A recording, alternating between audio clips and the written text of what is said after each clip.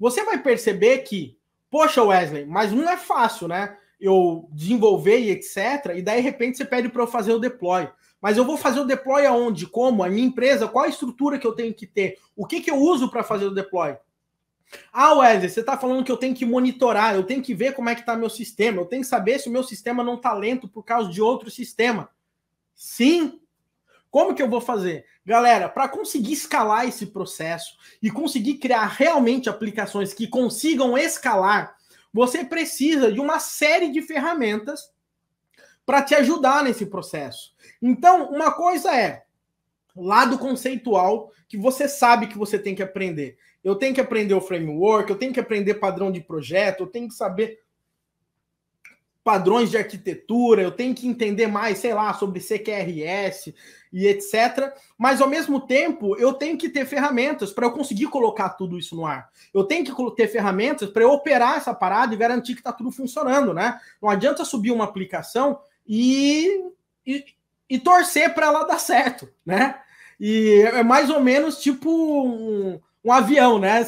O piloto dá a largada, o avião tá voando e ele bota num piloto automático e vai embora, pula de paraquedas.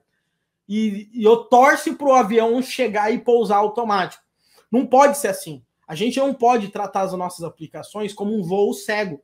A gente tem que ter observabilidade, tá? E por conta disso, existem diversas ferramentas, tá? E esses ícones, esses logos aqui que eu coloquei, são meramente demonstrativos, tá? Ilustrativos. Eu não estou dizendo que você tem que aprender o Docker com o Kubernetes, com o Jenkins, ter o New Relic com a Elastic Stack, fazer o deploy usando o Spinnaker com o GitHub e gerenciando seus projetos no Gira, tá? Eu não estou dizendo isso, não, tá? O grande ponto é que, de fato, você tem que aprender ferramentas. E aí, essas ferramentas, elas vão variar um pouco de acordo com a empresa que você trabalha ou de acordo com o caminho que você quer seguir nos seus estudos individuais, vamos dizer assim.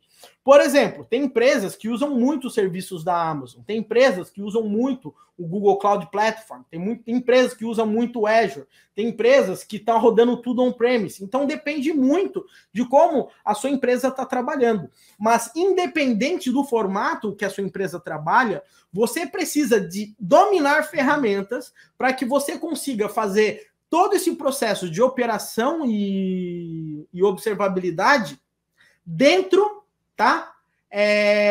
Do escopo do contexto e com a tecnologia que a sua empresa está rodando. Legal? Essa é uma verdade. Você tem que entender dessas ferramentas. Wesley, quais ferramentas você recomenda que eu aprenda? Tá? Então, o que acontece? Uma coisa que eu costumo falar é que depende, né? É que nem aquela história, qual a melhor linguagem de programação? Depende. Mas existem algumas coisas que, pelo menos na minha concepção, eu não estou falando que é verdade absoluta. Wesley falando, tá? Você não precisa concordar comigo. Mas na minha concepção, já que você tá... Sabe aquela parada assim? Já que você tá fazendo algo e aprendendo coisas novas, vamos aprender tudo que é de mais novo, entre aspas, realmente, o que está sendo tendência, ao invés de você ficar mexendo com coisas mais passadas? Então, se eu fosse começar hoje, de cara, eu ia falar para vocês, e todo mundo já sabe aí, comece sempre pelo Docker.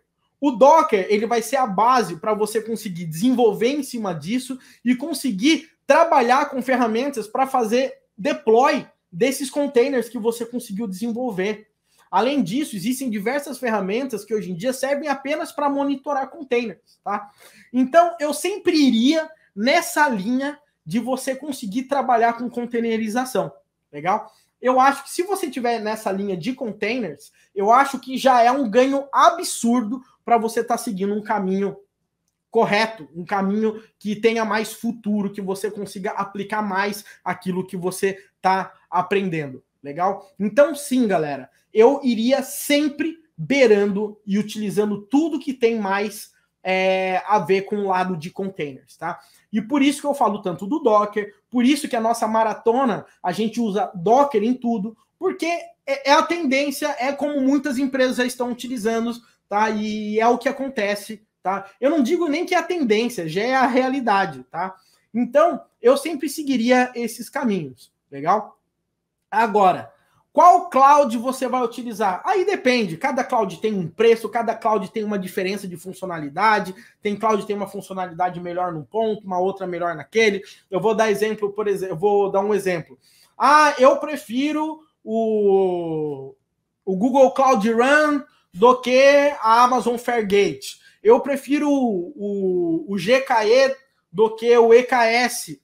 Tá? Mas ao mesmo tempo eu prefiro o Code Deploy do que o Cloud Build, entendeu? Então, assim, depende muito do que você vai trabalhar, tá? Então, mas de qualquer forma, eu seguiria um pouco por essas linhas, tá? Então, o passo inicial aí para vocês, galera, é container. E quando eu falo container, é dominar, é entender de verdade essa parada, tá? Você tem que aprender de verdade, não é ficar enrolando, não. Aprender de verdade. Eu digo isso porque eu digo que eu manjo até que relativamente bem de containers e até hoje eu tomo uns paus com algumas coisas ainda que acontecem com container. O Luiz Carlos que o diga. Fala aí, Luiz. Às vezes eu tô junto com o Luiz e nós dois tomamos pau no container ali por causa de algum detalhe, porque tem alguma configuração especial, o entry point é um pouco diferente e tem muita sistema que roda junto e etc. Então tem coisas que acabam gerando complexidade.